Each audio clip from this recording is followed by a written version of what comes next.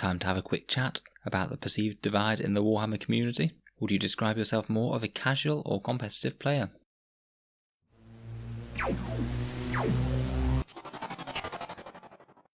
Hello and welcome back to Auspex Tactics, the strategy and tactics focused 40k channel, where we're all about getting the most out of our miniatures on the battlefield.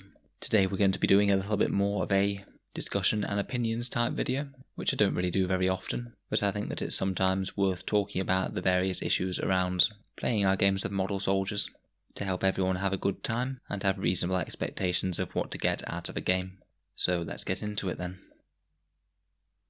So how would you define casual and competitive 40k? I think that these words will have different meanings to different people, but the way that I broadly understand it is that competitive players are people who get most of their enjoyment out of planning and executing strategies on the tabletop, and generally being more interested in the rules and how to play the game as the primary thing that they enjoy from Warhammer 40k. On the other hand, casual players can mean a lot of different things. It'll encompass people who mainly enjoy painting, and more play the game to put their very nicely painted miniatures on the tabletop, and treat it all to their handiwork. More narrative or lore-based players, who get more enjoyment out of representing the things in the background on the table. Say people who want to collect an entire Space Marine battle company and have it face off against a worthy opponent, and people who enjoy the game, but for a number of reasons might not want to optimize their list and aren't quite so focused about running what's absolutely optimal on the tabletop, for various reasons that we'll talk about in a second. These two extremes are very much a spectrum. Even most casual players will still be playing the game to try and win and beat their opponent, and most competitive players will still enjoy the lore, look and background of their armies, and there's everything in between. And you can play very differently in different games. For example, if you go to tournaments, then you can have a completely competitive mindset and treat your Space Marines or Orcs like little chess pieces to outfox the enemy general, and then still take place in a fluffy narrative campaign where you just bring units according to the lore and don't focus too hard on who's winning or losing, but more the evolving story and the cool things that you can accomplish within it. Some people massively prefer one to the other.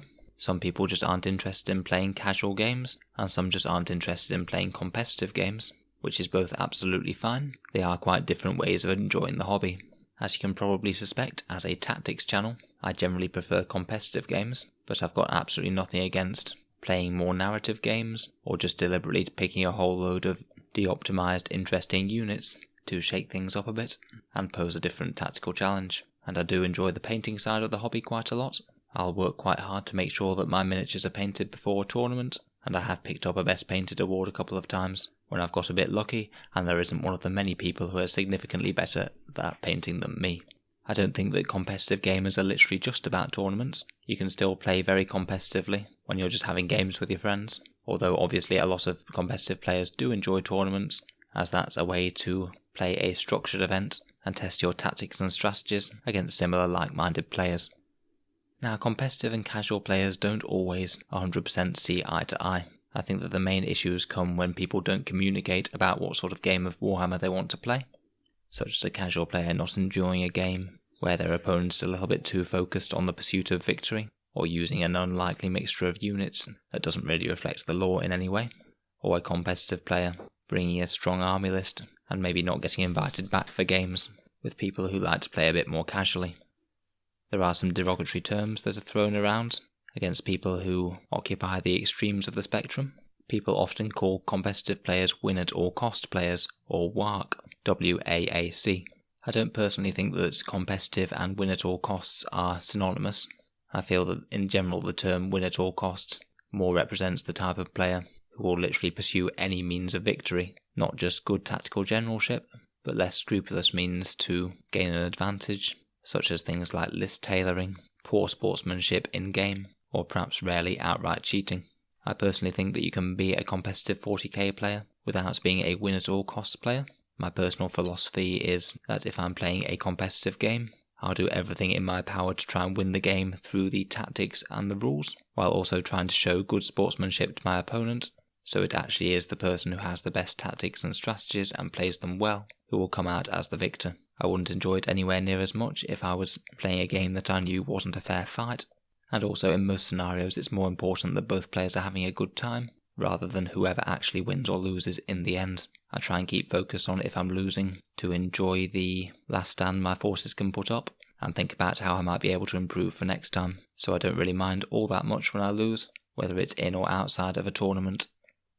On the flip side, you can also get people who are labelled as casual at all costs, which certainly isn't as common a term, but it is in usage, often describing people who try and impose their opinions of how you should play 40k on other players, such as trying to shame people who haven't painted their armies, which doesn't interest everyone in the hobby, or just playing harder, more competitive lists.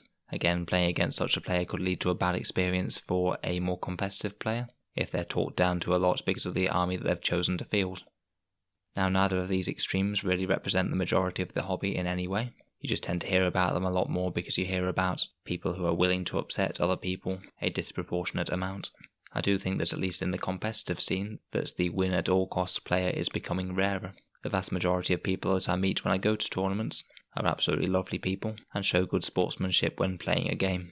People who play with a more win at all costs mentality, who aren't afraid to upset other people, tend to quickly acquire a bad rep, and that's certainly one factor that I think has pushed a lot of people into behaving more like grown-ups in tournaments.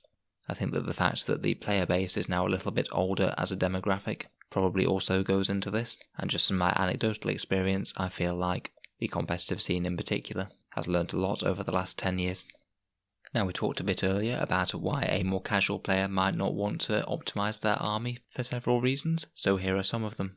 Firstly, Games Workshop has a bit of a habit of making their new models slightly stronger than the old ones, possibly partly to drive sales, partly because they don't always balance new units right. In general, I don't usually think that this is entirely by design. There have been a lot of releases that are significantly underpowered, or the Primaris Marines at the start of 8th were a good example. Having said that, with all of the updates that Games Workshop are releasing these days, the top-tier competitive units change quickly. Over 8th itself, we've had lists that involve entire foot guard, 3 Riptides and 1 million drones, many Eldar flyers, and now Space Marines, with vehicles and Centurions, all having their time at the top of the meta. Keeping up with that sort of rate of change can be expensive. It's not the sort of thing that everyone can afford, so it might be better in the long run not to worry too much about the absolute apex tier of the units that are about at the moment, and just slowly acquire more things that you like. Maybe with a slight nod to what's competitive at the moment, but bear in mind that it can change. And in all honesty, I like the change because it keeps the meta fresh, with different things on top and seeing different fun models on the table. Model looks and aesthetics can be a big reason behind this as well. Not everyone's going to want to buy a model, even if it's amazing in the rules, if they don't think it looks great.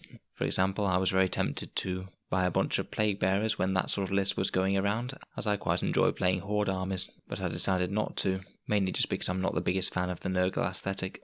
Another reason not to play an absolutely optimised army list is that it can be fun to give yourself a tactical challenge of trying to make a certain subset of units work, particularly if it fits in with the lore for your faction. A common example of this are people who play Primaris only Space Marines, because they want to use the new models and have a more cohesive looking army, rather than mixing your smaller Space Marines with the bigger ones. Obviously that's going to shut you out of some options, but it can be very rewarding if you do manage to make the tactics pay off in game. Other things could be building an army that fits with a particular bit of fluff or backgrounds that you like, say making a Hold Landspeeder or Bike Ravenwing army, or fielding a full battle company of Space Marines. Another advantage of playing with de-optimized lists are that playing with a variety of different units can often make the game more interesting, fun and interactive. It does get a little bit boring seeing the same units on the table all the time, so it can be fun in a more casual game to just say, yes, sure, I'll bring my Deathstrike missile launcher along for a game. It's not very good rules-wise, but it might be funny if it does do its thing and causes some major damage. I think that having a big mix of different units, while not always being the most tactically optimal thing to do, can be that it means that you have a lot of interesting unit interactions with your opponent's army, and you're a lot more likely to have unlikely confrontations, units meeting each other in close combats that aren't expecting to, that kind of thing. Rather than, say, if you're playing against 9 Eldar flyers, for example, the game's not really that interactive. It's basically sit on objectives and shoot the flyers, at least for the most part. Just to say that I'm not saying that that army can't be fun to play against, but I think that there will be fewer decisions to make for both players, compared with 2 armies that include a wide variety of units. Another reason for de-optimizing lists might be newer players. It's not going to be a fair contest if you put your years of experience in 40k brutally into action against someone who's just picked up the game. Might not have many units available, and maybe might not be able to run some of the trickier armies due to not understanding all the rules yet. Newer players themselves are probably not recommend to try and pick up any of the more complicated armies in the game unless they're up for a challenge. For example, things like Genestealer Cult can be one of the stronger armies in the game, but they do need to be commanded cleverly if they're going to hold their own with the other factions, so it might be a bit more sensible to stick with some more straightforward shooting and melee units rather than try and pick up that faction if you are new. So there's many good reasons to play a more casual game, but I do think that competitive 40k has its advantages, otherwise I probably wouldn't be making this channel. As I said earlier, enjoying the game is mainly about coming up with tactics and strategy and performing them to the highest level that you can, and seeing how this meets up with your opponent's battle plans, and seeing if your forces can outwit and outperform the foes. I really enjoy tournaments myself. I know they're not for everyone, but I like to get a fair few games of 40k done in a day, see some awesome new armies, some spectacular painting, and meet new people. I quite like the filtering effects that tournaments have as well, where players who win more are paired against players who also win more, leading to, on average, more matched games towards the end of the day. I think one extrinsic value that the tournaments have as well is that it can highlight which units are currently the strongest in the meta, and hopefully Games Workshop can start to address them in terms of rule adjustments and points changes, which I believe has a beneficial effect overall for both the competitive and the casual side of the game, as it makes it slightly more likely that any two matchups are likely to be even, compared with if they didn't update the rules at all. The really strong stuff stays strong, and the really weak stuff stays weak, and that was that. I think that the biggest conflicts that happen when people get annoyed by either competitive or casual 40k are when people don't communicate clearly about what they want in a game beforehand. Of all the questions to ask your opponent pre-game, asking how competitive or casual they'd like to play is probably one of the most important these days, as most of the time no one's going to have too much fun if someone brings a competitive list, someone brings a casual list, and one side gets gunned off the board with little interesting interaction. I personally wouldn't find that fun from the perspective of either the winning player or the losing player.